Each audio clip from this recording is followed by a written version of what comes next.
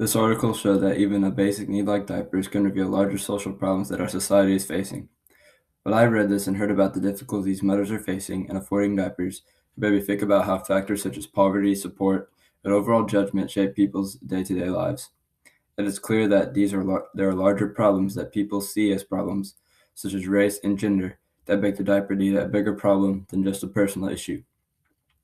And these are problems that exist for other things in everyday life as well, and they still need to be addressed, even when people act like they don't exist. This reading made it obvious that the need for diapers is a major social problem, as explained by Randalls and Sherman, because safety net programs don't cover diapers, even though they're a necessity. This article went in depth by showing the things mothers have to forego, such as food, medication, and selling plasma, just to afford diapers, which shows the difficult choices people in poverty must make. The authors also talked about class blindness, where privileged people put the blame on poor mothers instead of recognizing the obvious structural issues that are causing these needs. And their argument is based off judgment, racism, and unrealistic expectations, which explains why society defines who is deserving of help and who is not. An example that I sometimes see pop up in my own life is when I see people at the grocery store using food stamps. People often judge them when they don't even know anything about that person's situation. I've also seen people online and on social media call people lazy workers or tell people to just get a job without realizing how low wages and high living costs can create a hole that's very hard for most people to get out of. I think this article's examples show how quickly people are ready to judge others, but will ignore the larger social factors creating these problems. Next, I'll look at the problem with cloth diapers. I think the real challenge is mothers facing being told to use cloth diapers are ignored.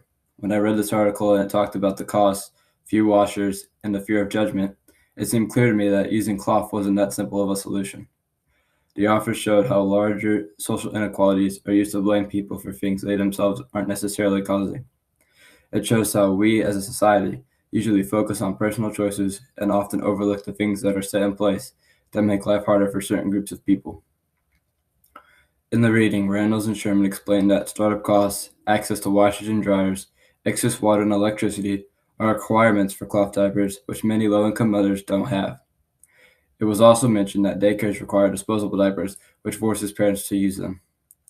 I liked how the authors connected class blindness and other inequalities to demonstrate who gets judged and who doesn't.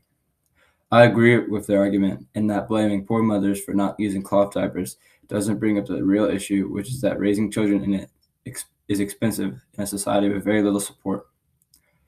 In my own life, an example I've dealt with is a close family friend who has been told by others to just save more money, when they often don't understand the financial struggles of handling low wages, rent, and other cost of living expenses, which can make saving almost impossible.